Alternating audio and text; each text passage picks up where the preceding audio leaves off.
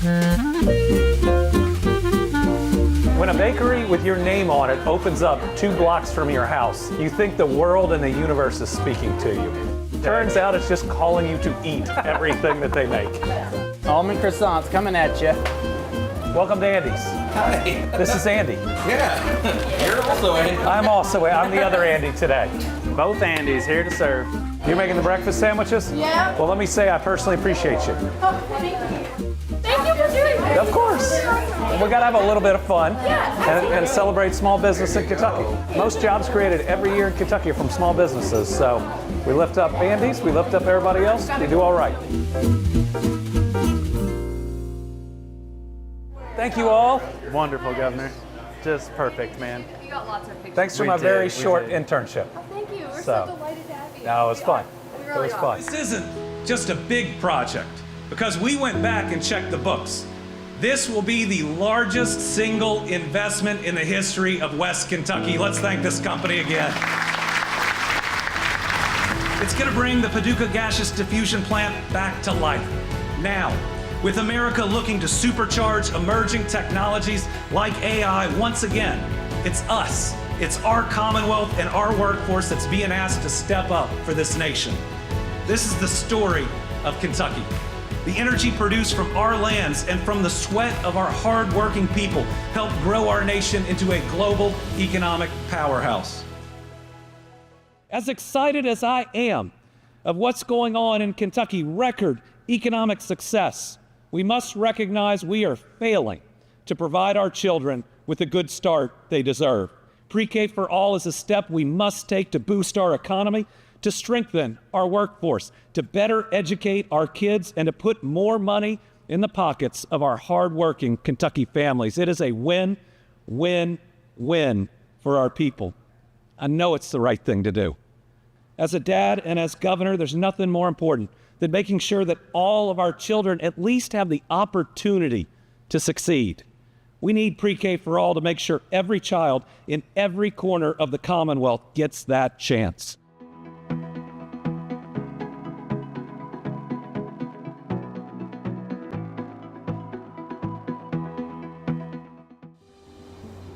"95% of the world's bourbon is made in Kentucky. The other 5% is counterfeit." Wenzel is another great company, adding to the Bourbon Trail, adding to our tourism, making sure that Northern Kentucky continues to be a really important part of this bourbon economy. We see people coming by the thousands every day and every week in Kentucky to be introduced to us and our way of life because of bourbon. They stay and go through our restaurants and our shops. It brings more people and more dollars to our community. It is part of the fabric of who we are, and it is an industry that we proudly support.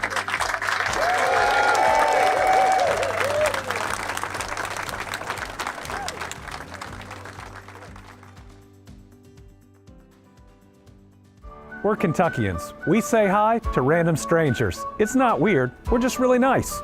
We're Kentuckians. It's not Louisville, it's Louisville. It's not Versailles, it's Versailles. Take that, France. We're Kentuckians. We know that 95% of the world's bourbon's made here, and the other 5% is counterfeit. We're Kentuckians. If we say, bless your heart, it ain't good. We're Kentuckians. We don't aspire, we twinspire. Oh.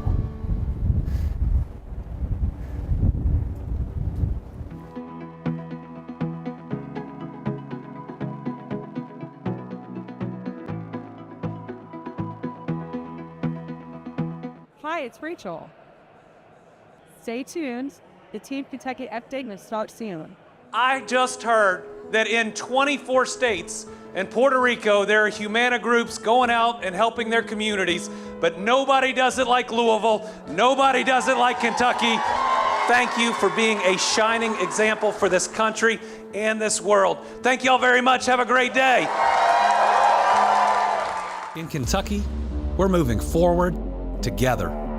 Our businesses are winning, and our families are thriving. Because Kentucky is a place where business is fast, but the pace of life is just right. We found the way to create a brighter future by working together, by leading with our values of kindness and hard work. Now, we're looking at a new Kentucky. One where good jobs and a good life are possible for everyone. Y'all interested? We don't blame you. So come explore your new Kentucky home.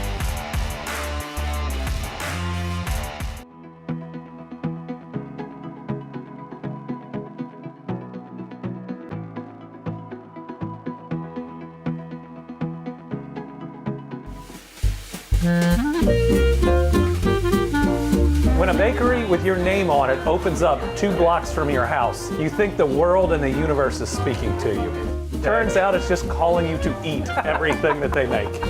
Almond croissants coming at you. Welcome to Andy's. Hi. This is Andy. Yeah. You're also Andy. I'm the other Andy today. Both Andys here to serve. You making the breakfast sandwiches? Yeah. Well, let me say I personally appreciate you. Oh, thank you. Thank you for doing this. Of course. We got to have a little bit of fun and celebrate small business in Kentucky. Most jobs created every year in Kentucky are from small businesses. So we lift up Andy's, we lift up everybody else, we do all right. Thank you all. Wonderful, Governor.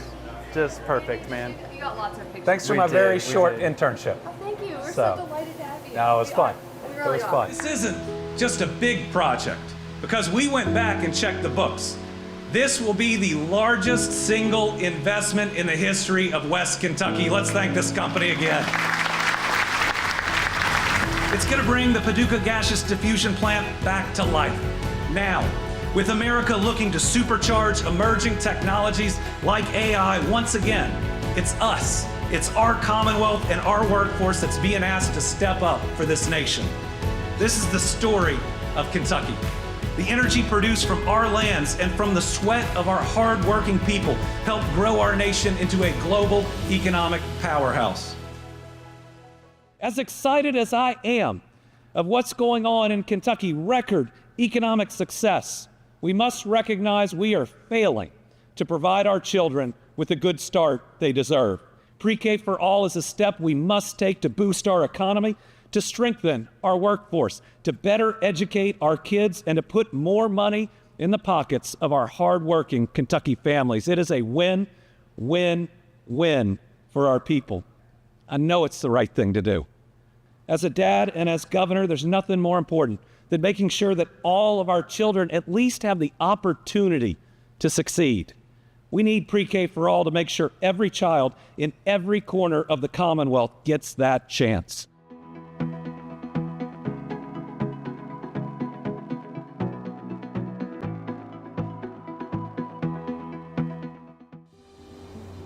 "95% of the world's bourbon is made in Kentucky.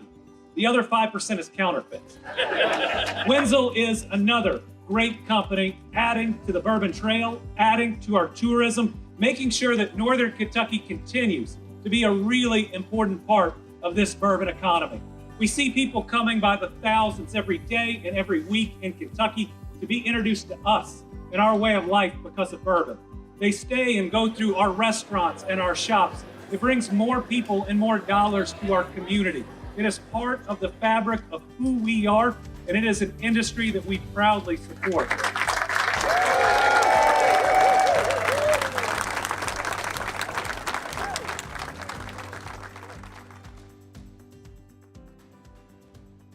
We're Kentuckians. We say hi to random strangers. It's not weird, we're just really nice. We're Kentuckians. It's not Louisville, it's Louisville. It's not Versailles, it's Versailles. Take that, France. We're Kentuckians. We know that 95% of the world's bourbon's made here, and the other 5% is counterfeit. We're Kentuckians. If we say, bless your heart, it ain't good. We're Kentuckians. We don't aspire, we twinspire. Oh.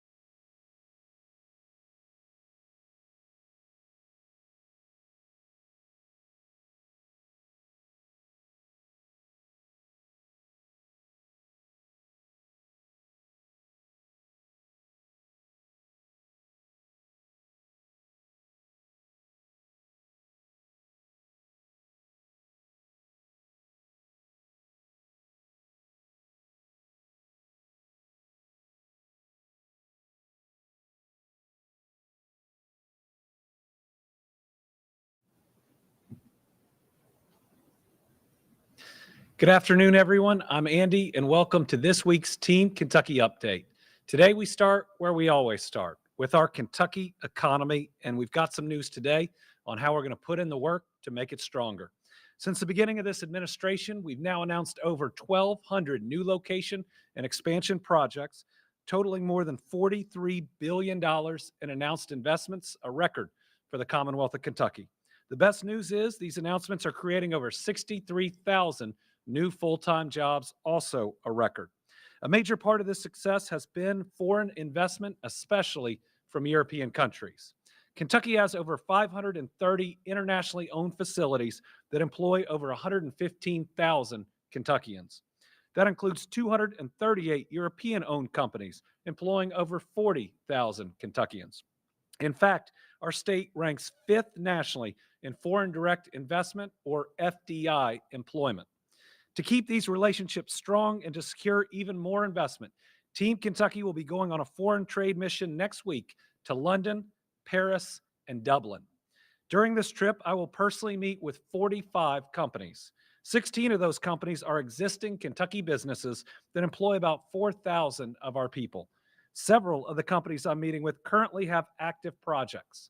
Combined, they have the potential to bring in 2,900 additional jobs and $3.5 billion in investment. During this trip, we're also meeting with trade officials in the UK and France. This is important right now as the president and his ever-changing tariff policies are making trade more complicated and more challenging. These are Kentucky's second and third largest export markets, with over $9.7 billion in goods exported to these countries last year alone. So it's really important to keep these conversations going, especially with the challenge of tariffs, to make sure our Kentucky goods are bought abroad because they support jobs right here at home. Securing investments and new jobs takes a lot of work, and our team is committed to showing companies across the world that Kentucky is the best place to do business. And I'm really proud of what we've accomplished together. This is a really important trip. I'm excited and hopeful that we will return with a lot of good news. Now for an update on our Pre-K for All initiative. My goal as governor is to build a better Kentucky for every person who lives in our Commonwealth. I'm proud of what we've accomplished so far. Together, we've created more new jobs and more new investment than any other administration in history. My goal is to keep that momentum going, especially when it comes to creating opportunities for our kids to reach their dreams right here in their home state. To do that, we're starting with the single most effective way to set our children and our state up for success. And that's by advocating for Pre-K for All for every Kentucky 4-year-old. Every child deserves a good start. As it says in Proverbs, start children off the way they should, and even when they're old, they will not turn from it. In addition to our kids, Pre-K for All would help our parents, caregivers, businesses, our workforce, and our economy. Pre-K for All will increase kindergarten readiness. It'll boost earnings by nearly $9,000 per year for our families for at least 6 years. It'll also grow Kentucky's workforce by up to 70,000 people and help our businesses, families, and economy thrive. Put simply, it is a win for everyone. So in June, I issued an executive order launching the Pre-K for All initiative and created the advisory committee. In the last 4 months, the Pre-K for All advisory committee has held town halls around the state. We've heard from Kentuckians about the challenges they face when it comes to childcare. We brought these town halls to our people because we wanted to make sure that Pre-K for All was the people's plan, that it meets the needs of Kentuckians. What we found is that nearly 90% of town hall participants support more funding for preschool and for expanding preschool access. We've seen over 60,000 Kentuckians write to their state legislators asking them to increase preschool access. In addition to town halls, we've also held 40 outreach events across the Commonwealth. We've heard from thousands of Kentuckians, including parents, educators, business owners, child care providers, legislators, and local officials, both Republican and Democrat. Because Pre-K for All should be a nonpartisan issue. And I'm happy to share the majority of our county judge executives agree. As of today, 63 of those county judge executives, the majority of whom are Republican, sent a letter to all members of the Kentucky General Assembly telling them to support expanding pre-K. And since we've started preparing for today, 2 more have joined. Some felt so strongly, they sent their own letter. In addition to our county judges, 31 mayors representing cities in every region of Kentucky also wrote a letter to the General Assembly. From west to east, we heard from leaders in Paducah, Princeton, Mayfield, Murray, and Owensboro. From Newport, Bellevue, and Carrollton, Moorhead, Sandy Hook, Pikeville, Jackson, and Hazard, and Hodgenville, Winchester, Versailles, and E-Town. Leaders across Kentucky are stepping forward to say we need to expand preschool and we need to do it now. And that call for action is shared by so many. Because right now, more than half of Kentucky's children arrive in kindergarten not ready. The Kentucky School Board Association conducted a survey finding well over 90% of Kentucky school board members supported expanding preschool in this coming session. And today, I'm also happy to share that the Kentucky Association of School Superintendents have endorsed the Pre-K for All initiative. Now, you don't have to take my word for it. A lot of these folks have traveled here today to say Kentucky needs Pre-K for All.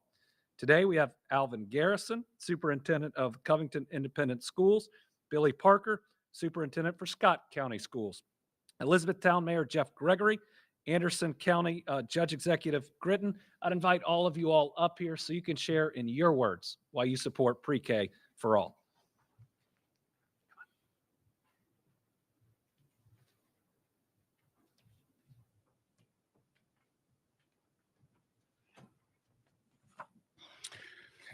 Good afternoon, Governor and Team Kentucky. I would like to emphasize the significance of the initiative Pre-K for All. As our Northern Kentucky Chamber President, Britt Cooper, aptly stated, Pre-K for All is good for business. As Superintendent of Covington Independent, I have the unique honor or unique opportunity to observe the advantages of our neighbors in Cincinnati, which they enjoy, as they enjoy early or childhood education. Since 2016, Cincinnati has provided pre-K for every 4-year-old citywide. This creates a competitive landscape for Covington, where our businesses and schools must strive to match these offerings. Investing in pre-K for all is essential for continued growth in Northern Kentucky. With new investments emerging every day, our children and families should have equal access to educational opportunities, just as if they were to move across the river. Covington Independent proudly supports Pre-K for All and the expansion of educational access in our Commonwealth. This initiative not only is beneficial for our families, but also vital for enhancing the competitiveness of our state. We appreciate the governor and his team for prioritizing public education and committing to making Pre-K for All a reality in Kentucky.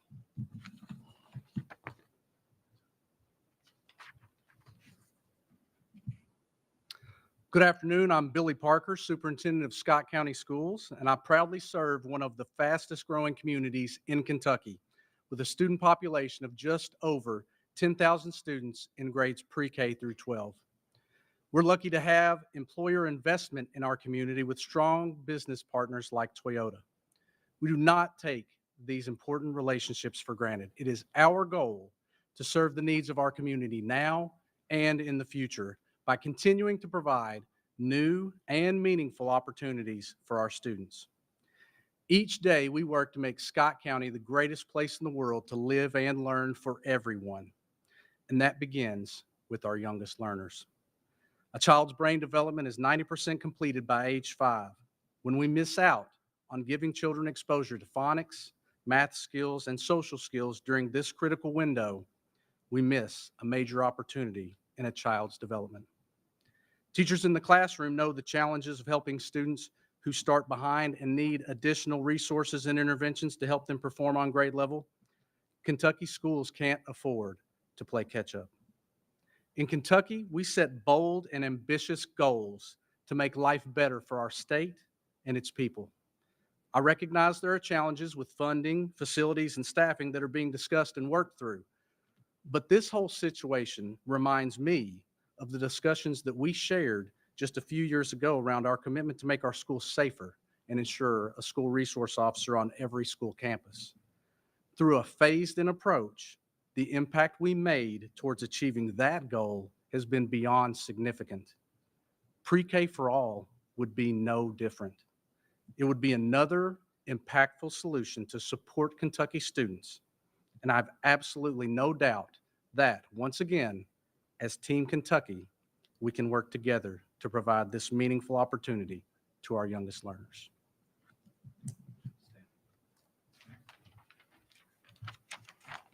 Thank you, Governor, Lieutenant Governor, for this opportunity. I will tell you, I am accompanied today by my wife, Melissa, who has been in elementary education for 24 years, and she is a kindergarten teacher at Elizabethtown Independent Schools. And when I saw the letter go out asking for our signature on the petition for pre-K for all, for KLC and for the mayors, I immediately called her, and before I could even get it out, she said, sign it. That's how important it is to what she does and what they do in our school districts every day. I've also spoken with our principal and our superintendent there in Elizabethtown. They're all proponents. But I'm here to talk to you a little bit about what pre-K for all can also do for Kentucky cities. The city of Elizabethtown is pleased to support pre-K for all. And I want to emphasize that making sure all of our 4-year-olds have access to preschool is paramount. But as a representative of the fastest growing city in the state of Kentucky, and that's because of some great things that we'll talk about at a different press conference, the opportunities that have arisen in Elizabethtown and across the Commonwealth, as far as industrial, as far as commercial and residential, people are flocking to our community. And so that puts a strain on our workforce at times. So in Hardin County, on average, families spend over 10% of their annual income on childcare. And that's thousands of dollars that we can return to the pockets of our working families when we provide them access to pre-K. So studies have shown that on average, parents will save about $7,000 on the cost of pre-K when we guarantee pre-K for all. Not only will families save on that out-of-pocket cost, but they'll also be able to participate in the workforce, especially our working mothers, which I think is very important. Elizabethtown is proud to support a policy that is pro-family, pro-business, and pro-education, and that will benefit all Kentuckians. So I've also spoken with Hardin County Schools and our superintendent, Teresa Morgan. They're incredibly supportive of this initiative because they know, as we know, our families deserve this support. And I'm happy to be here in support of pre-K for all for not only Elizabethtown, but all Kentucky cities, and grateful that the governor and our legislature will be pushing this common sense, bipartisan policy forward. And Governor, we have a mutual friend and former Senator Joe Prather who once told me one time, everything that's worthwhile happens in the middle. And this is a bipartisan bill that can make everybody successful and a win-win-win for everybody in Kentucky. And I'm proud to stand up here and represent our cities in Elizabethtown for that. Thank you. Governor, Lieutenant Governor, thank you for allowing me to be here. My name's Aubrey Gritton. I'm the county judge in Anderson County. And in speaking with our superintendent, Sheila Mitchell, she's on board with this as well. What pre-K for all is doing is transformational to the educational system. I could stand here and read this, and I can read it because I have an education. Where does that education start? It starts in kindergarten. Or does it? Or can it start in pre-K? 46% of Kentucky's children are not kindergarten ready when they get there. That's more than half. This is a transformational program that not only will help our children, but help their parents get back into the workforce. We're hearing of groundbreaking announcements almost daily here in the state of Kentucky with job opportunities, companies coming. We're going to need a greater workforce. To get a greater workforce, we need educated people. To get educated people, we need pre-K for all. That's why I'm standing here in full support of this. 79 of the 120 Kentucky counties are what's deemed child care deserts, which means we don't have the affordability that some of the more populous counties have. We all deserve the same. What do we call that? Opportunity. We're presented with an opportunity. The governor and lieutenant governor have been presented this opportunity. They're presenting it now to us. We need to present it to the people. We need to get behind this. We need to do everything we can, east to west, north to south, to support pre-K for all and make our Commonwealth even greater than it is right now. So we thank you for that, sir. Thank you. So to put a bow on this, we are all here today to stand together and say Kentucky needs pre-K for all. It will expand access to childcare and learning. It'll give parents and caregivers options and help them to save money. It'll create jobs and boost our workforce. Pre-K for all is not political whatsoever. It is simply the right thing to do for Kentucky. Thank you, Governor. Thank you. Thank you all. Thank you to our Lieutenant Governor, our superintendents, our judge, our mayor, but most importantly, our kindergarten teacher that is also here today. Thank you for what you do. Next, we have some updates on our high ground sites in Eastern Kentucky. Following the deadly 2022 floods, we took on the most ambitious rebuild in the nation. The goal, to move flood survivors out of the floodplains with 8 new high ground communities across 5 counties. Our fellow Kentuckians deserve to be safe, to feel safe, and we're building their new Kentucky homes to deliver that security. We're also creating additional housing options across the region with apartments and smaller scale neighborhoods. A few months ago, we broke ground on a new high ground community in Prestonsburg. Team Kentucky supported this with $10 million to purchase 2 vacant lots in Prestonsburg and to build 33 homes, new homes, and to rehabilitate 1 existing one. And last week, we received some amazing footage of the progress at New Hope.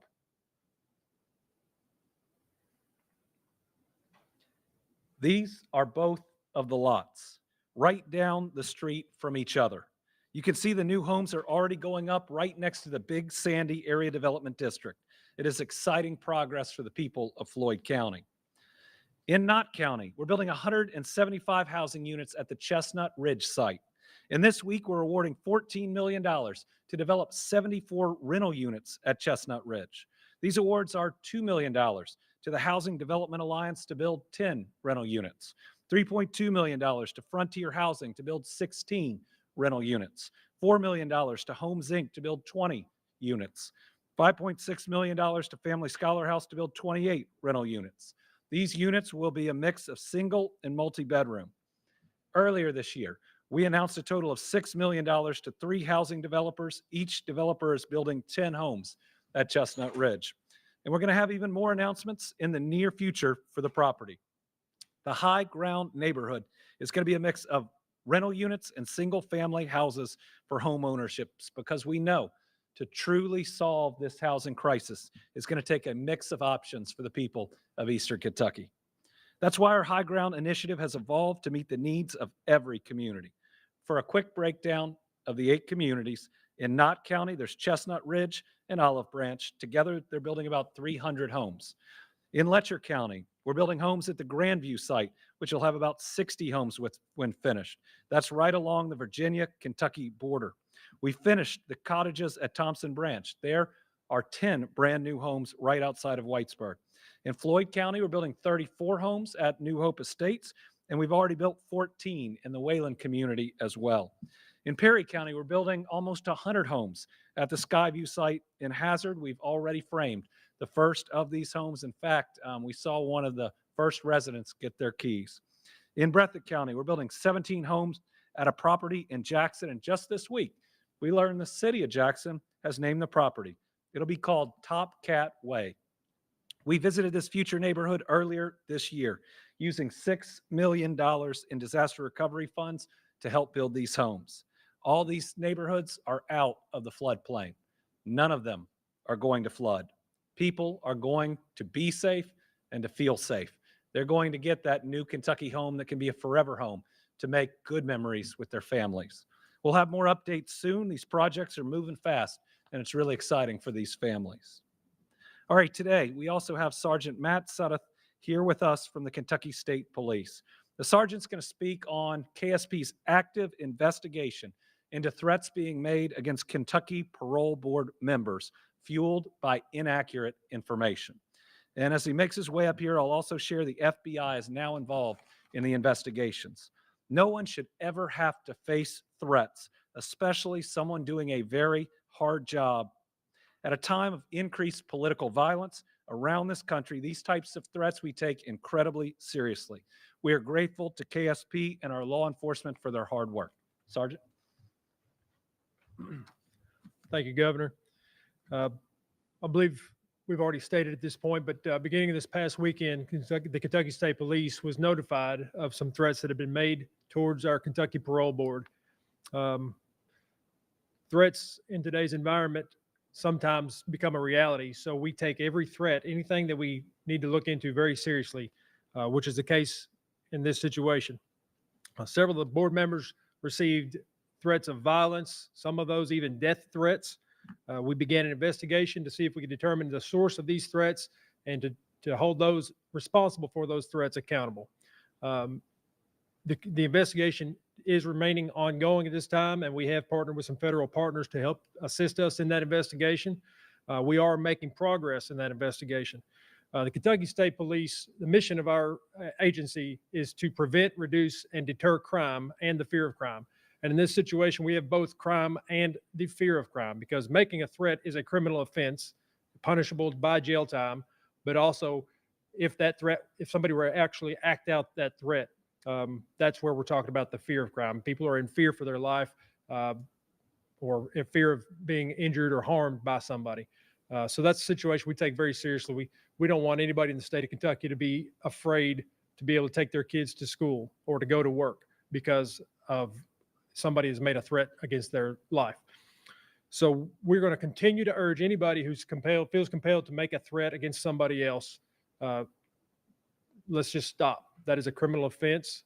We're not going to tolerate it. It is not okay. So do not make a threat of violence toward anybody. We understand people have First Amendment rights, and we're going to support those rights. But making threats of violence is not a protected form of speech or expression. If anybody has any information regarding these threats, we'd encourage them to visit the Kentucky State Police website.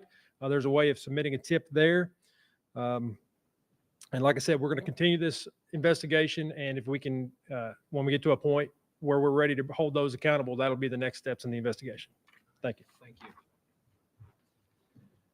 Thank you, Sergeant, and thank you for the work of KSP and to all of our troopers. Remember, sharing accurate information is so important. We're urging everyone to only share the facts, the real facts around this case, which is that the parole board never made a decision to release Ronald Exantis. Instead, every time it came in front of them, they voted against him and to keep him in prison. A state statute passed by a previous General Assembly required his release at the date it was in line with the crimes he was convicted of. So, if you are calling and leaving one of these racist, violent messages for our parole board members, they were trying to do what you wanted them to do. They made the decision the way that you claim that they should have. And the only, there's just no acceptable reason to ever threaten another human being with violence. And these people do a hard job on the parole board. They shouldn't be subject to these types of threats being made at them. All right. I've got some exciting news that's going on for our Kentucky State Parks. Team Kentucky is launching the first ever official mobile app for Kentucky State Parks. With this new app, exploring our 44 parks is going to be easier and safer. For the first time, visitors will have access to detailed, updated offline trail maps, outdoor activities, and hiking opportunities right at their fingertips. Kentucky State Parks have a lot for folks to enjoy. In addition to hiking, many sites have golfing, lakes, birding, and more. If you haven't been to a park in a while, it's time to plan a visit. And while you're there, you can take part in the new Kentucky Passport Challenge. During your visit, check in on any state park on the app. Each check-in earns a digital badge tied to that park. The goal is to collect all 44. To download the app, learn more on the screen. For more details, visit parks.ky.gov. And now for this week's Team Kentucky All-Star, we're highlighting the Georgetown Scott County Parks and Recreation. This year, they're one of just 11 departments across the country to receive accreditation through the National Recreation and Park Association. To receive that certification, the department has to meet national standards. Those standards ensure that the departments are responsive to the needs of the communities, programming is affordable and accessible, and programs offered are inclusive and valuable. And this group, it does so much. It teaches kids cooking skills. It offers swimming lessons. It brings food and live music to community events like their annual fall harvest and so much more. There are just over 200 parks departments across the country that have ever received this honor. That means that nationwide, the Georgetown Scott County Parks and Recreation Department is one of 2% of departments with this accreditation. So congrats to Georgetown and to Scott County. Take your kids on out to Pavilion Park or stop by the Fall Harvest Festival this weekend. You're supporting a world-class park system in your own backyard. All right, with that, we'll open it up to journalists. We have one in studio, I think 9 on the line. So we'll start with Carolina. You have been making quite a few big trips around the country, sharing your vision for the future, specifically for Democrats. Do you believe that message is being well received, and what specifically is resonating? I've been traveling the country sharing my vision, not just for the Democratic Party, but how I think we can get beyond this constant us versus them, this division, which I think really threatens our country. I remember saying the pledge every morning in school, and one of the things we pledged to this country to do was to keep it indivisible. And so when I take these trips, I talk both about the idea that we need to focus 80% of our time on things that matter to 100% of the American people, to make those issues not bipartisan, but nonpartisan. And those are people's jobs and whether they can afford to raise their family. It's their next doctor's appointment for themselves, their parents, or their kids. It's the roads and bridges they drive, the school they drop their kids off at, and whether they feel safe in their communities. And that's being well received by every crowd. Why? Because everyone's worried about those things and everyone wants to see a more functional government. The other thing I talk about that I think people feel too is we can't let the American dream slip away.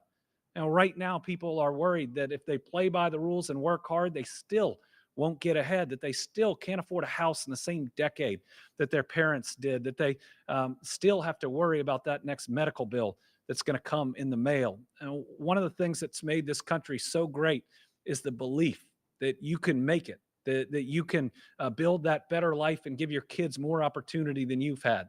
And so I think it's really important for Democrats, Republicans, independents to work together to recognize how important both those nonpartisan issues and concerns of Americans are. And also, if we want to keep our greatness, if we want to keep being the best country in the world to be born in, we've got to make sure there's real opportunity that people can achieve. Karen Czar, WUKY.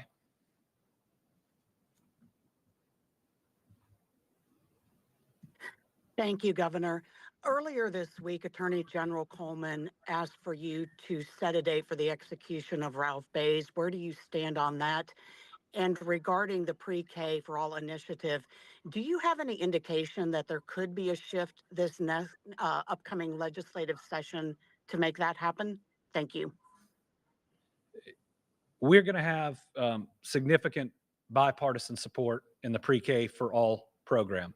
Now, we'll see exactly how much there is at the start. We'll see probably some different ideas on how to achieve it. But we've already had, for instance, Republican House members and Republican senators say it's time for this to happen in Kentucky, and then engage in really constructive dialogue to talk about maybe different ways to do it or what should be involved in it. And so, I've been heartened by the fact that even in these polarizing times, we've got people on both sides of the aisle that say, let's not get political about 4-year-olds. They can't register to vote, and they certainly don't vote. Let's just try to give them the very best start that we can.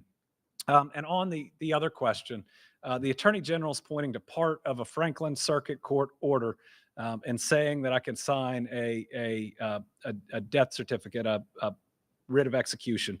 But another part of that same order says that I can't. It says that there is a regulation left that has to work its way through the process and then has to be brought in front of the court. We moved quickly to get that regulation in the comment period. It's going through it right now. Now, after all of this, there is a second issue, and that's that Kentucky does not have the drugs to carry out an execution if one was to move forward, and the companies are saying right now that they will not provide them to us or to any other state. With all that said, I've lost someone, a close friend of mine, to murder, and I know this family is still hurting, and we're thinking about them, and we're certainly praying for them. Kylie Hill, WDKY. Hey, Governor, in regards to Ronald Exantis, you said it wasn't the parole board that made the decision, it was a previous statute. Would your administration look into that statute and make changes to prevent something like this from happening again? Yeah, we'd be willing to work with the state legislature on that. This case was complicated not just by this statute, but what Ronald Exantis was actually convicted of. A lot has been talked about the facts, which are heartbreaking, especially for that family. But it went in front of a jury, and he was convicted guilty but mentally ill. And the convictions ended up being on second-degree assault and one count of fourth-degree assault. So one of the challenges is what the jury came back with, because the way the statutes apply is they apply to what the conviction is and not necessarily what some of those actions were. But that's one of the reasons that the parole board, in looking at the underlying circumstances, said no when he came up for early parole. So I do think that this, especially given this situation, is something that we can and we should look into. I hear several legislators are saying the same thing. Josh Wood, Courier-Journal. Governor Beshear, thanks so much for your time. I've got two things for you today, if that's all right. First, I want to see if you could speak a little bit about what changed the equation on your decision to potentially remove Robertson County Sheriff Terry Gray. And second, I want to see if you could comment on Todd County's Sheriff Tracy White, who recently pleaded guilty to a misdemeanor charge from an incident where he showed up at a Logan County man's home wearing gloves and threatened to, and I'll paraphrase, leave out the swearing, get him another way. Are you considering action in that case or any others? I'm still learning more about that second situation. In the first situation, I've received news that the Robertson County Sheriff is resigning and is resigning today. The difference is he had another DUI. He was on his period of monitoring from the court. Certainly the three together present a significant case for habitual drunkenness, which is mentioned within the statute and is defined under law.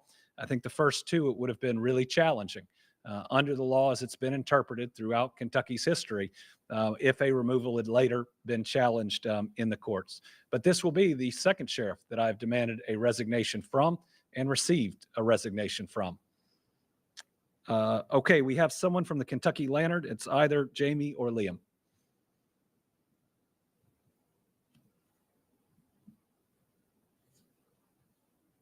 It's Jamie, or maybe we Governor. don't. Thank you. Oh, it's Jamie. Sure. No, can you hear me? Okay, good. I good. can. Okay, good.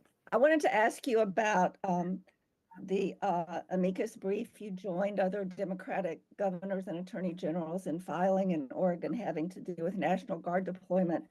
I also wanted to ask you a question about the Exantis situation. It's a kind of a process question. And by the way, the jury found him not guilty, but mentally ill. Right. So my understanding is he was released. He was eligible for release because of the credits he had earned for good behavior. And, the other way that inmates can earn credits for going to school and activities and such. And that reduced the 20-year sentence to 10.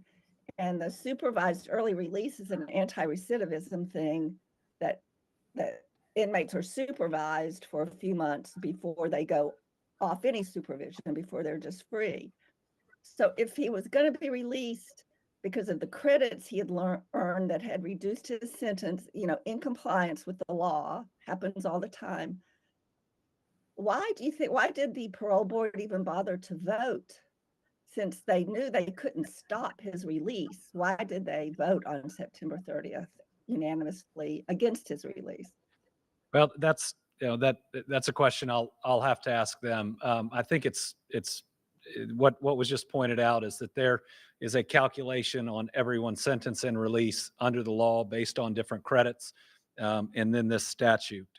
But they did hold that meeting. They did unanimously vote against it. The parole board did everything they could under the law and in their jobs to not let this individual out. We'll get you more information on that.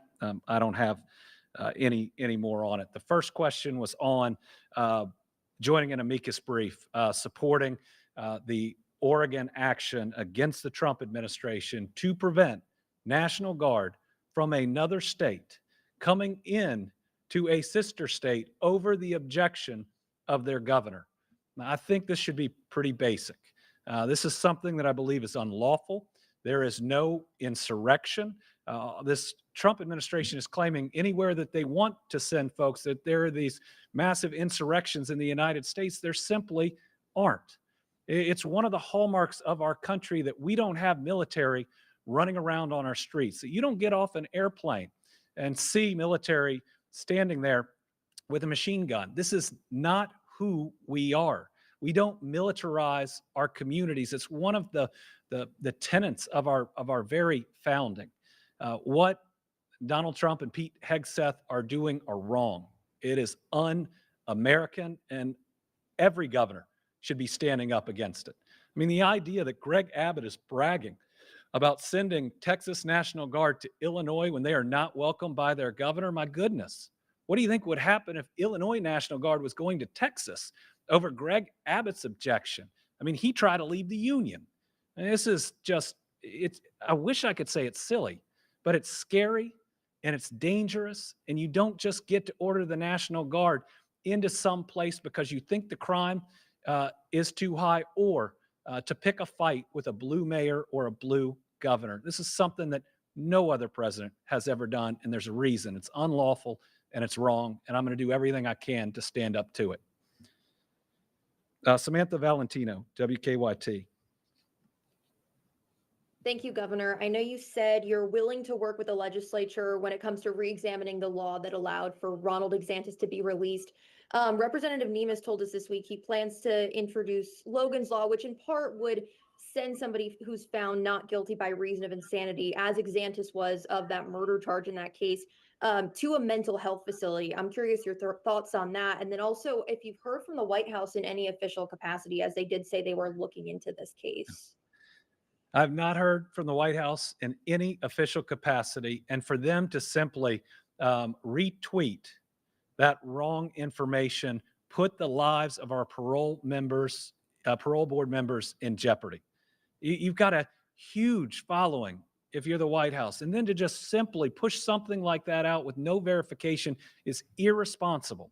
And now there are some Kentuckians whose lives have been endangered, and you should hear some of these threats that are being made. They are awful. They're awful. They're not just threatening the parole board members, they're threatening their families. And some people who are making these threats are only doing it because they saw this information from the White House. So I hope in the future that those that have this amount of reach, that people look to for information, will be a whole lot more careful, because somebody could get hurt. What was the first part of the question? I think I answered it. Samantha, did I answer the first part of your question? So sorry, I was still muted. The first part was, you mentioned you're willing to work with the legislature on re-examining the law that allowed him to be released. And Representative Nemes is looking at legislation that would send somebody found not guilty by reason of insanity to a mental health facility. I was just curious your thoughts on that as an option. Yeah, I want to be open to any potential legislative ways to address this situation. So I want to talk to Representative Nemes or whoever else has one of these pieces of legislation, and to understand how it works. But I'm certainly open to different pieces of legislation that would hopefully prevent this from happening in the future. Gil McClanahan.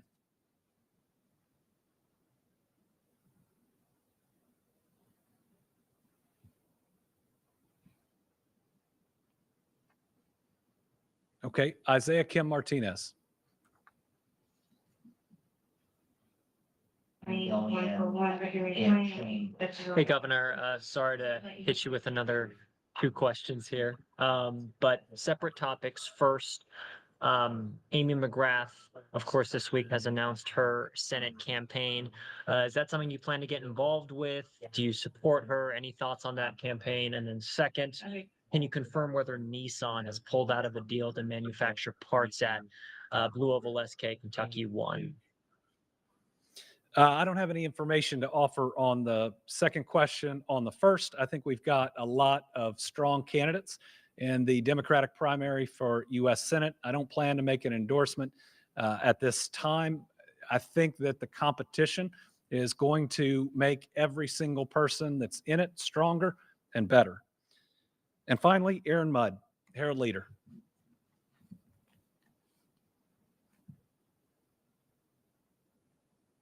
Thank you, Governor. I wanted to just ask a follow-up question about the National Governors Association.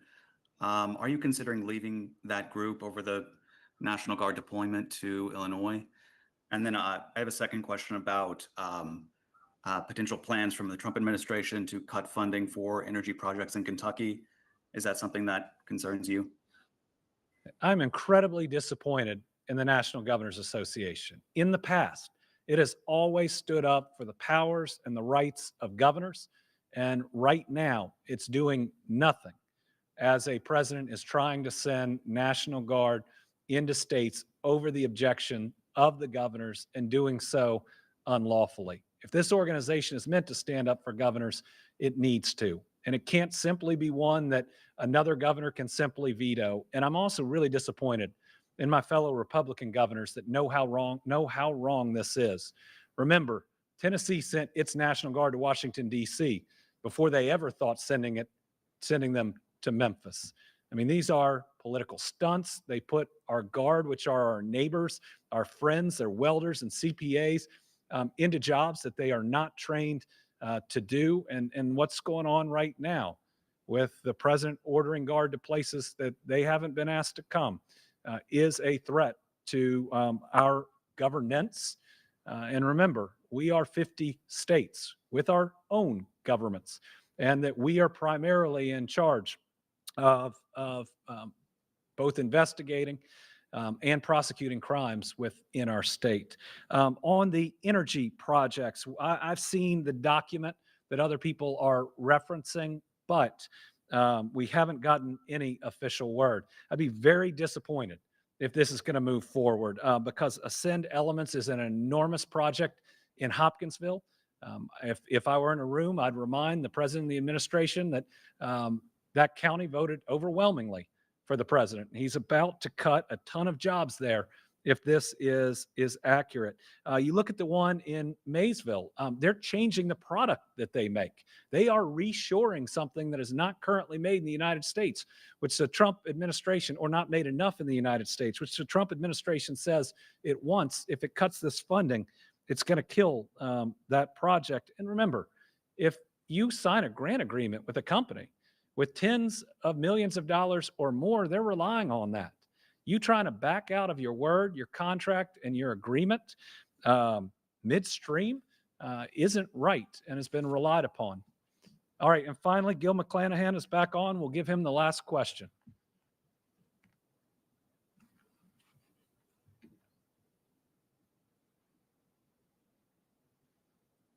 And we'll take that question through email.